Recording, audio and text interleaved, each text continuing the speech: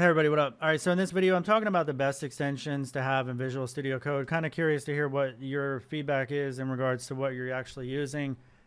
And I'll just give my opinion on a fresh install of Visual Studio Code on what I think I should have.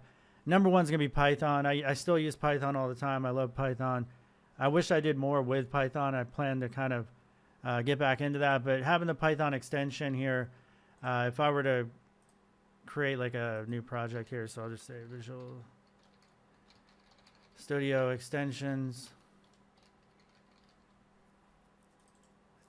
This will allow me to actually have Python files. So .py is for Python, and they pronounce it py, but we can go ahead and have actual IntelliSense helping right out of the box with Visual Studio Code. And then you also have a Python debugger. So writing these Python files, if I want to go ahead and debug it, I can go to run, and then we could say start debugging. If you don't have a configuration, it's going to go ahead and create one for you. So if you look at the folder, it's going to create, once you try to actually run this, it will start. You could actually do the file, but you could also go to run and add configuration. So if you have like a Python project or a Django project or something like that, you're going to want to add an actual configuration for that, so you can actually step through your actual Django code or whatever it is that you're using, Flask, any other web framework that you might have. So this allows you to put, so this will create the configuration, and this is highly customizable, and it depends on the project you're trying to run. But you can go ahead and put breakpoints now by doing this. So now if I start debugging, I'll hit my breakpoint, and you can stop your execution wherever you want. One thing to note is that I have the actual root directory of what I call a tutorials folder. So it's going to create the configuration file in the root directory that you have open. So it's always a good idea when you're dealing with a project that you're going to go ahead and open whatever sort of folder you have that you're trying to deal with here. So I would actually want to run my configurations, in my opinion, here. So I could say add configuration, and that will add this here in the root directory of the project that I have open. And that's just a better idea. And then you can also press F5, obviously. So the next thing I would say is that if you're dealing with Git, I use Git Lens. This is already installed. It looks like the ratings have dropped a little bit. Curious if anybody else is using anything else. I have a Windows subsystem for Linux, so this is sort of optional, but if you're interested in setting this up, you could be on a Windows machine and actually have an Ubuntu type operating system. And that way it gives you the best of both worlds. You're on Windows if you're already accustomed to that, but then you can also learn like the Unix, Linux way, which is how Mac is operating. But if you click on the plus or the drop down next to your terminal, and if you don't have your terminal, you can say view terminal down here.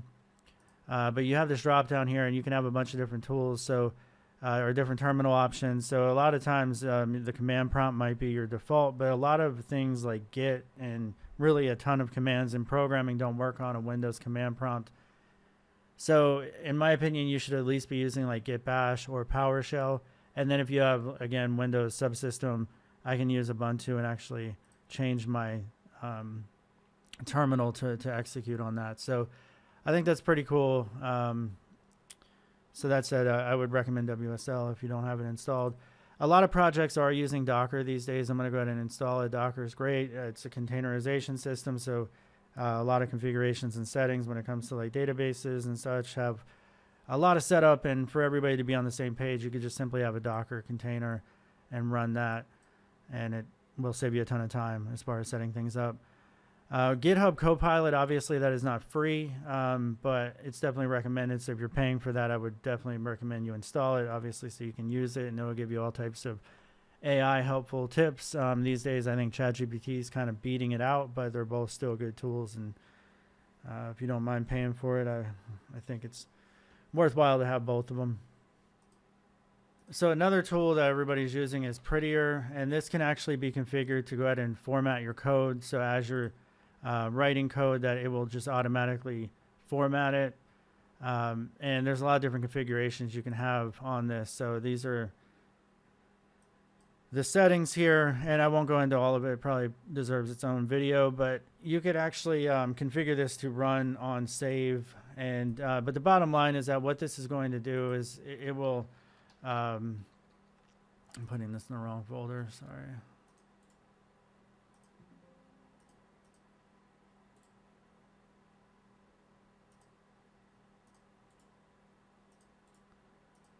So I've been using WebStorm actually lately. So it's Visual Studio Code, something that I'm not as familiar with as I used to be, because I'll have to do a video on WebStorm versus VS Code, but for whatever reason, WebStorm beat it out for me. I've been using it for about 2 years now. All right, so anyway, let's prettier example, and we'll do like .html. So if you're writing HTML, this will be proper spacing.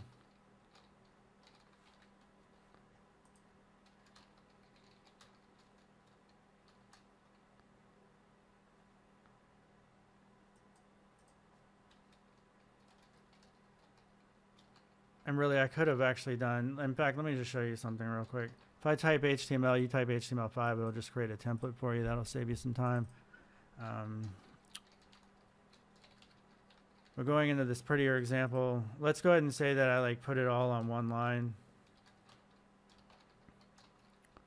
Put like span in here.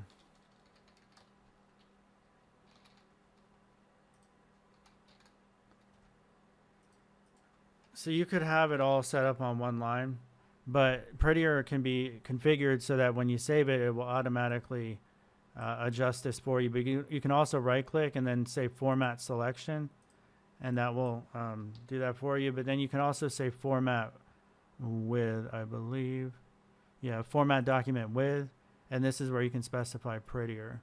So again, you can set up prettier to do that whenever you save a file. But it's going to be up to you whether or not you want to do that. So this is another one I read about on the web, which is CSS Peek, and it allows you to highlight certain sections of like CSS classes, and you can peek the CSS. However, I think that it might already be doing that. We're going to test this real quick. So if you have some CSS in your file here, and let's just say, well, we should probably use a class example.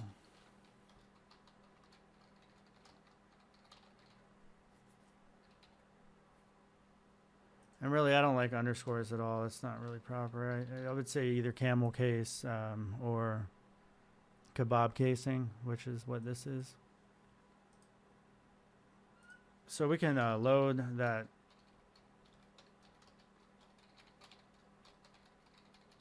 style sheet we just created.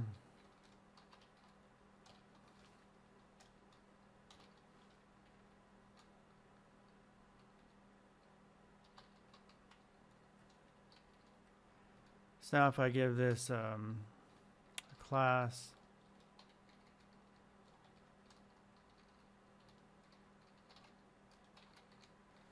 is that what we called it? I already forget. Yeah, peak example.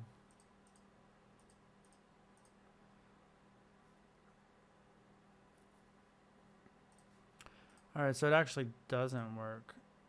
You can peek it like this.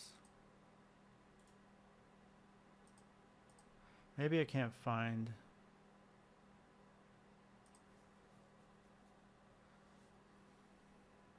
Oh, I'll set it and close off this file, right?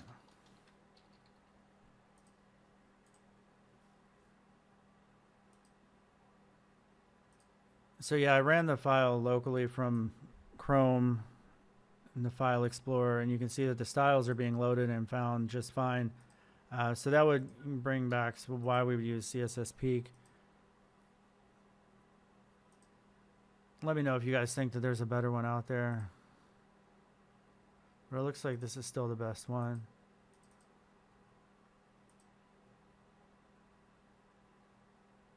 I might need a restart.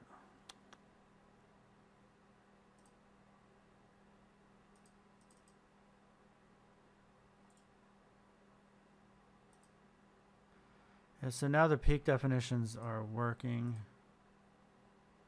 But I was hoping I could just like hover over it. I might just select it. No.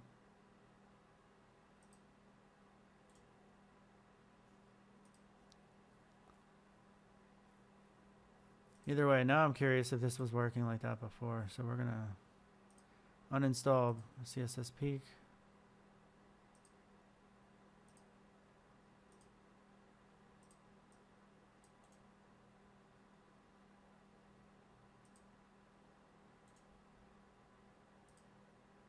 Yeah, that was working before without the extension. So anyway, that extension, in my opinion, probably isn't worth it.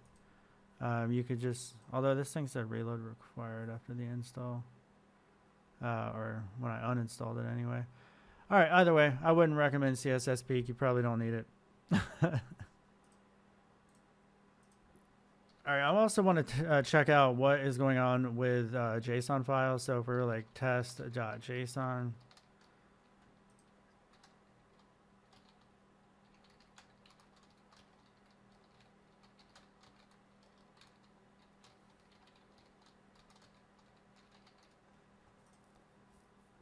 So what you could do is you could always like right click and then you could say format selection, which didn't work.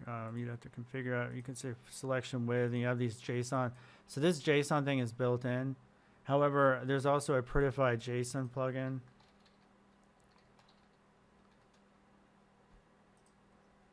And this one is not recommended either.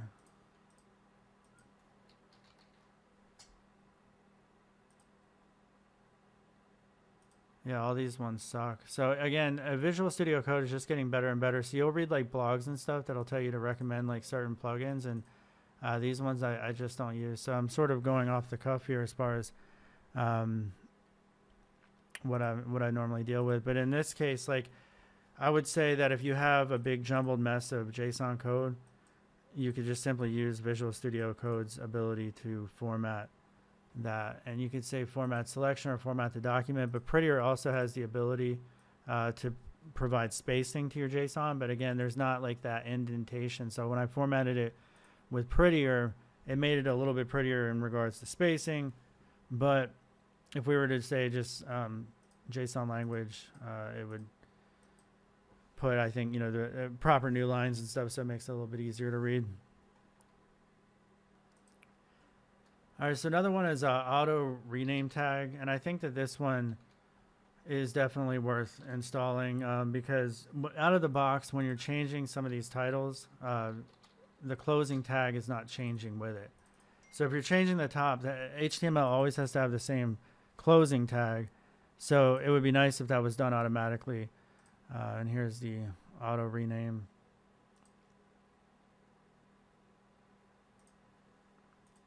So now if I go ahead and change this to like an H2, you can see that it's changing the closing tag. And if I were to change this to like title, it changes the closing tag, which is definitely improper in that spot. But I would recommend this. It'll save you time to not have to have an error because you didn't close off your HTML tag properly. All right, so every project is basically on GitHub these days, so I think that I recommend GitLens is the best Git tool for Visual Studio Code.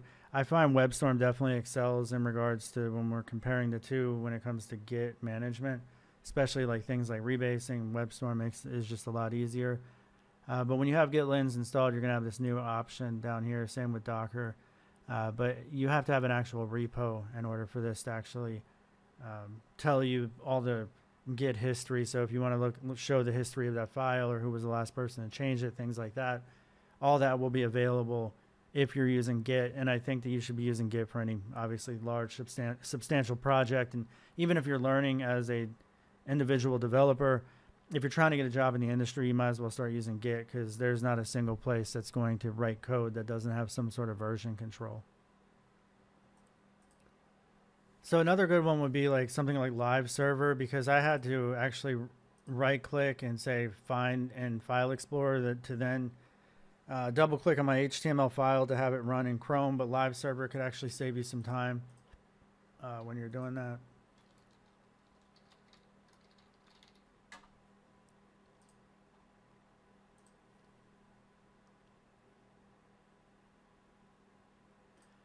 All right, when you have Live Server installed, you're going to actually see in the bottom right-hand corner, you can say click to run Live Server.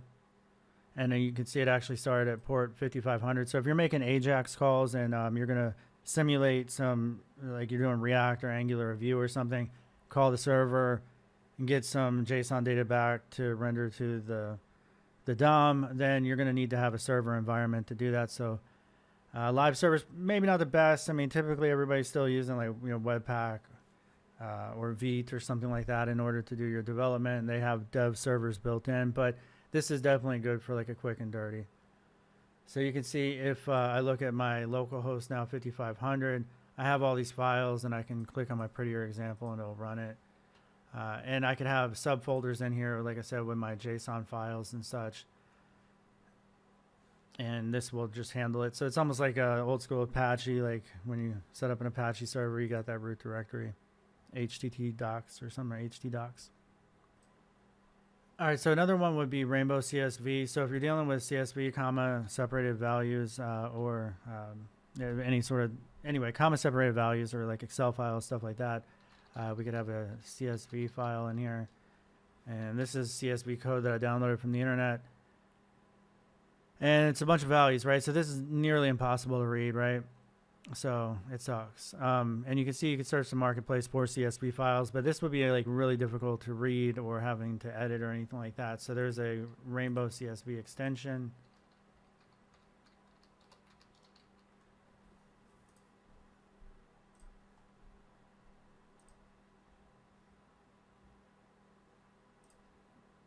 And then now you get much better syntax highlighting.